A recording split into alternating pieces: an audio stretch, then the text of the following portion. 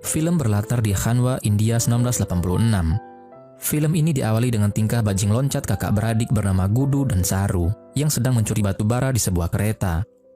Walaupun sempat hampir ketahuan oleh penjaga kereta itu, tapi tampaknya mereka ini tidak terlalu mengkhawatirkannya, karena mungkin hal ini sudah menjadi kebiasaan mereka. Setelah merasa curiannya sudah cukup, akhirnya mereka pun turun dan menjualnya. Dan uang hasilnya pun mereka gunakan untuk membelikan susu. Ada yang sedikit menyentuh hati pada momen ini, di mana saat mereka sedang membeli susu, Saru berkata pada kakaknya bahwa ia ingin jalebi. Kalau di Indonesia mungkin semacam kerupuk harga 2000-an.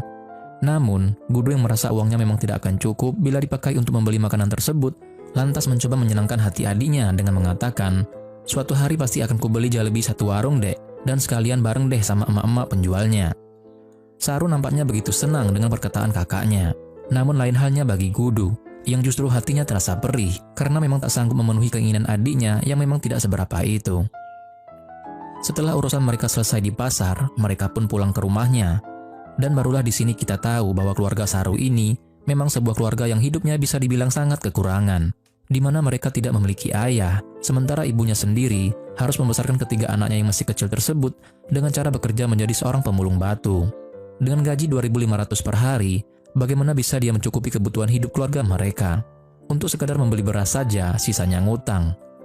Sang ibu yang sedikit merasa heran saat kedua anaknya mampu membeli susu, lantas bertanya dari mana mendapatkannya. Namun keduanya tidak menjawab, walau sepertinya sang ibu pun sudah tahu dari mana asal uang tersebut. Namun, karena ibunya sendiri memang menyadari bahwa dia tidak bisa memberikan lebih untuk kebahagiaan anaknya, akhirnya ia hanya bisa tersenyum untuk menutupi kesedihannya. Selain menjadi bajing loncat, ternyata Gudu ini juga nyambi jadi kuli panggul di stasiun kereta yang ada di kota. Dan inilah awal cerita sebenarnya baru akan dimulai.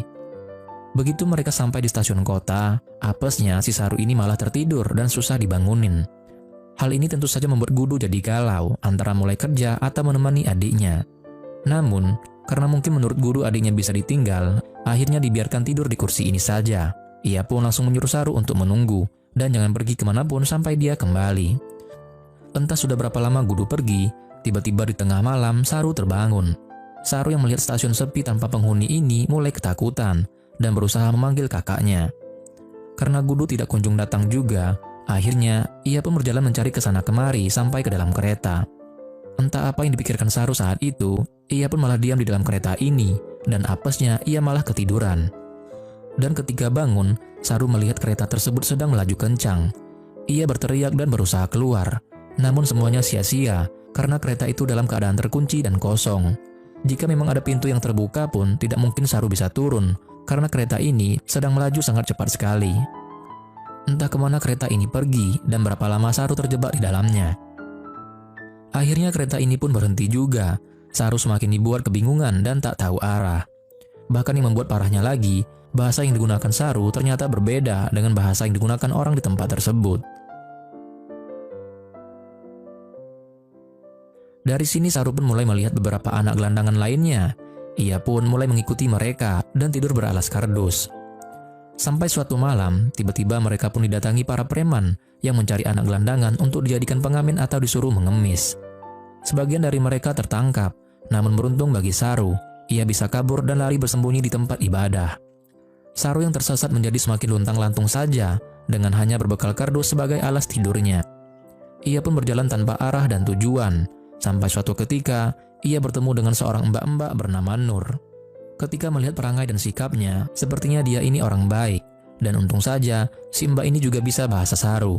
Dan selanjutnya, ia pun mengajak Saru untuk ke rumahnya. Di sini Saru beruntung, dikasih makan, minuman enak orson, bahkan dimandikan biar nggak terlalu bau. Tapi ternyata ada udang di balik bakwan. Mbak-mbak ini aslinya mau menjual Saru kepada seorang lelaki pengepul anak.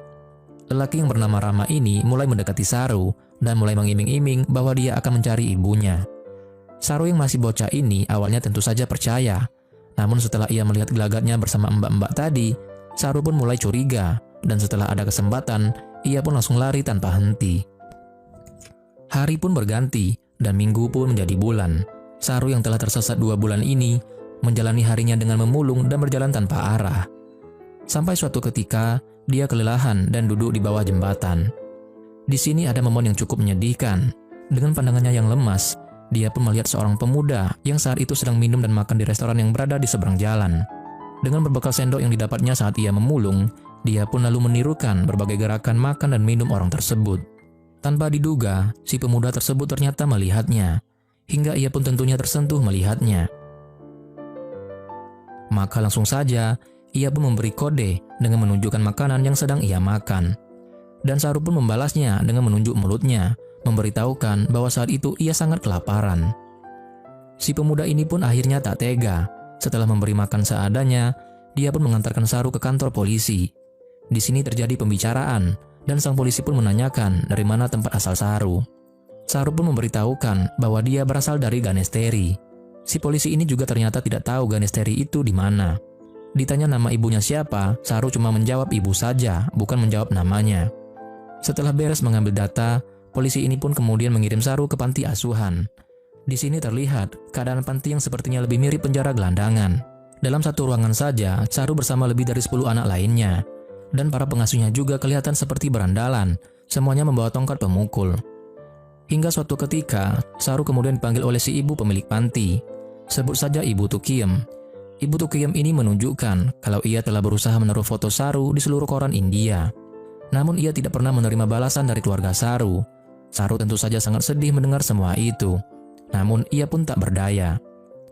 Dan untuk mengobati rasa sedihnya tersebut, Ibu Tukiem pun lantas memberikan solusi bahwa saat ini telah ada pasangan dari Australia yang ingin mengadopsi anak.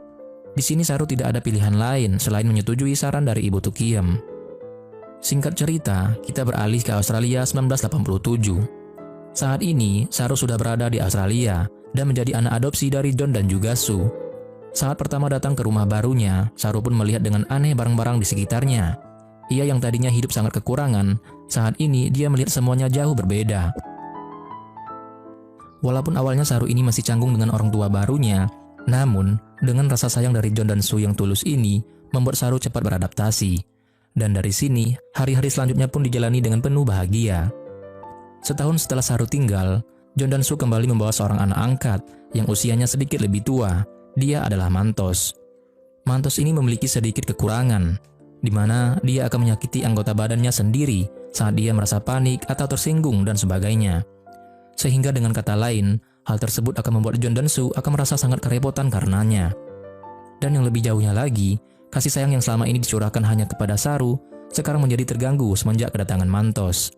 Namun karena pada dasarnya Saru ini adalah seorang anak yang baik, patuh dan penyayang, ia pun akhirnya merelakan semua itu dan tetap menjadi anak yang diharapkan kedua orang tua angkatnya. Seperti pada suatu ketika, saat Saru melihat sang ibu angkatnya tersebut menangis karena pusing dengan sifat Mantos. Saru pun menghampiri dan memeluk sang ibu dengan penuh kasih sayang. Seperti yang dilakukan seorang anak kandung seutuhnya dikala orang tua sedih. Dan hal tersebut benar-benar membuat sang ibu angkatnya sangat terhibur dan merasa beruntung, karena ternyata Saru telah menjadi bagian dari hidupnya. Tanpa terasa, 20 tahun pun telah berlalu. Saru kini telah menjadi seorang remaja tampan, sekaligus remaja yang punya banyak prestasi. Saat tahun 2008, ia pun sekolah di Melbourne dan mengambil jurusan manajemen hotel. Dan kisah cintanya juga dimulai dari sini. Di suatu pertemuan, Saru bertemu dengan Lucy, dan sejak saat itu pula, Saru pun jatuh cinta kepadanya. Setelah melewati beberapa momen PDKT dan lain-lain, Saru dan Lucy pun jadi semakin dekat, dan mereka saling mencintai. Suatu hari, Saru dan Lucy menghadiri sebuah acara makan malam bersama teman-temannya. Karena teman-teman Saru ini juga ada orang India, maka hidangan mereka saat makan adalah makanan khas India. Dan ketika pas Saru melangkah ke dapur untuk mengambil minuman, mendadak saja Saru melihat jalebi, makanan yang 20 tahun ke belakang pernah sangat diinginkannya. Hal ini tentu membuat semua kenangan 20 tahun lalu terlintas kembali di pikirannya. Saru sangat terharu dan teringat pula dengan kakaknya Gudu, ibunya, bahkan juga adik perempuannya. Dengan tangan gemetar, diambilnya jalebi tersebut, diciuminya lalu dicicipinya. Air mata pun tanpa terasa berlinang di kedua belah pipinya. Lucy dan yang lainnya yang memperhatikan keadaan tersebut jadi terheran-heran dan cemas mendapati Saru yang demikian. Akhirnya setelah dirasa tenang, Saru pun mulai mengungkapkan kepada yang lainnya tentang dari mana asalnya, siapa dia sebenarnya, dan semua perjalanannya hingga ia bisa sampai ke Australia. Salah satu temannya pun lantas memberikan saran supaya Saru mencari daerah tempat asalnya dengan mengandalkan bantuan dari teknologi Google Earth. Namun Saru memilih tidak melakukan semua itu karena dia rasa itu sudah lama sekali dan sudah tidak mungkin ia bisa mengingatnya. Bahkan yang diingatnya saja hanya nama Ganesteri dan kursi tempat tidurnya yang berseberangan dengan tower air. Sedangkan nama Ganesteri sendiri tidak pernah ada sama sekali. Tapi biarpun demikian, kejadian yang terjadi di acara makan-makan itu justru membuat Saru menjadi semakin kepikiran. Bahkan di suatu malam, ia pun mulai mengambil laptopnya dan mulai mencari informasi kereta sampai tempat-tempat terdekat yang mungkin bisa ia ingat. Dari sinilah awal mula pencarian tempat asal Saru.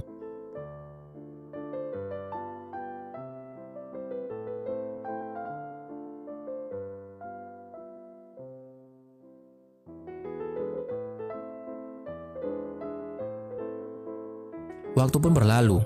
Di Tasmania, Australia tahun 2010, saat ini Saru dan Lucy berada di tempat tinggal orang tua angkatnya.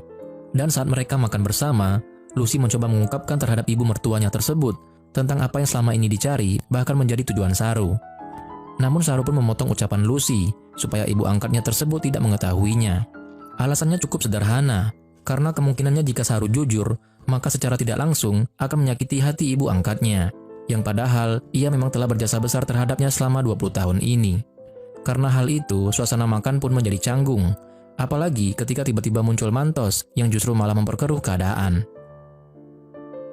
Sedikit pertengkaran pun terjadi, karena sebenarnya Mantos ini sering sekali membuat ibunya sedih, dan hal itu membuat Saru kurang menyukainya. Saru nampak semakin sibuk dengan apa yang menjadi keinginannya, dan yang juga menjadi tujuannya. Ia pun sampai membuat peta jalur pencarian di tembok kamarnya, menghitung dan menandai semua kemungkinan jalur kereta yang saat itu ia naiki. Sampai-sampai ia mencari seluruh stasiun kereta lewat Google Earth, dan hal tersebut juga secara tidak langsung membuat Lucy bertambah jengkel, karena Saru tidak mau jujur tentang apa yang terjadi sebenarnya, sampai semakin memanas dan Lucy pun meninggalkan Saru. Hari demi hari, Saru lalui dengan mencari tempat tinggal asalnya. Sampai suatu ketika, Saru tidak sengaja bertemu kembali dengan Lucy. Ia pun akhirnya mengungkapkan segala yang selama ini mengganjal di hatinya. Bahkan dari Lucy juga, Saru mengetahui bila ibu angkatnya kini semakin murung menyikapi tingkah kedua anak angkatnya tersebut. Saru pun dengan wajahnya yang semakin lusuh, meminta maaf kepada ibu angkatnya bahwa dia tidak bisa menjadi anak yang baik seperti anak seutuhnya yang didambakan oleh ibu angkatnya tersebut. Karena dia pun memang tidak berdaya ketika diikuti suara hatinya yang selalu mengatakan bahwa ia sangat merindukan sosok ibu dan keluarga aslinya yang lama terpisah. Dan Saru pun mengatakan bahwa hidup ibu angkatnya tidak akan menjadi seperti ini andai kata ia bisa memiliki anak kandung sendiri. Namun, jawaban sang ibu membuat Saru benar-benar tidak berdaya. Sebenarnya, bukan dia tidak bisa mempunyai anak, namun sengaja memilih untuk tidak punya anak. Karena dengan cara begitu, maka secara langsung akan bisa mengisi kekosongan dan juga harapan anak-anak lainnya yang ditakdirkan memiliki nasib malang karena kehilangan ataupun diabaikan oleh orang tuanya. Mendengar hal itu, Saru pun akhirnya luluh. Dia pun merasa begitu tidak enaknya apabila ia terus bersikeras untuk mencapai tujuannya tersebut. Dan saat itu pula ia berpikir untuk menghentikan semua pencariannya. Bahkan ia juga datang kepada kakaknya Mantos dan meminta maaf kepadanya atas semua kebenciannya selama ini. Suatu malam, Saru yang sedang melamun, ia pun membuka laptopnya dan asal mencet, menggeser setiap titik yang telah ia tandai. Dan tiba-tiba saja, secara tidak sengaja, Saru justru menemukan tempat yang dulu menjadi tempat tinggalnya. Dari mulai stasiun saat berpisah dengan kakaknya, tempat bermain sehari-hari, sampai ke desanya yang ternyata selama 20 tahun ini ia salah menyebutkannya. Karena tempat tinggalnya tersebut memang bukan Ganesteri, melainkan adalah Ganestalai. Dan kabar bahagia tersebut kemudian ia sampaikan terhadap Lucy, yang juga nampak terharu dan sangat bahagia mendengar kabar yang demikian. Dan Lucy pun mengizinkan Saru menemui keluarganya. Ibu angkatnya juga sangat bahagia mendengar berita ini. Dia juga memberikan restu untuk Saru pergi ke sana. Dan dia juga berharap ibu kandungnya masih tetap di sana.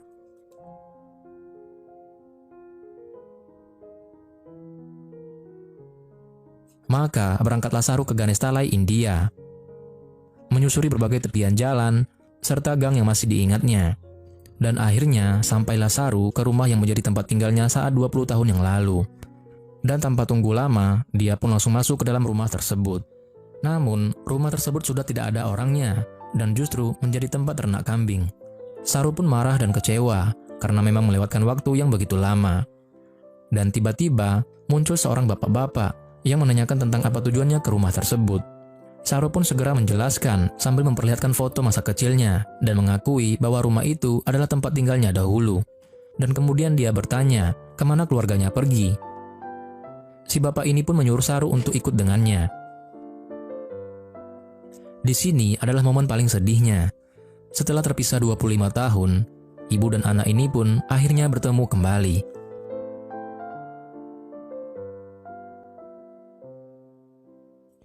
Momen haru pun terjadi di adegan ini, apalagi saat Saru juga mengetahui bahwa kakaknya yang selama ini ingin ditemuinya justru telah tiada, karena tertabrak kereta saat sedang mencari Saru di malam itu. Namun kesedihan Saru ini akhirnya sedikit terobati, tatkala di salah satu kerumunan itu pula muncul adik perempuannya yang telah lama ditinggalkannya. Di hari yang sama, tepat 25 tahun Saru tersesat dan setelah melakukan perjuangan panjang, akhirnya Saru berhasil menemukan ibu serta keluarganya berkat bantuan Google Earth. Dan satu hal lagi, Saru juga mengatakan kepada orang tua angkatnya bahwa walaupun ternyata dia kini telah bisa bertemu kembali dengan orang tua aslinya, ikatan yang telah terjadi antara mereka akan tetap sama. Dan semua ini tidak akan pernah bisa merubah apapun. Bahkan sejak saat itu pula, Saru pun ternyata telah menyadari bahwa ia justru salah mengucapkan namanya selama 20 tahun ini, yang ternyata namanya bukan Saru, melainkan adalah Seru yang berarti lion.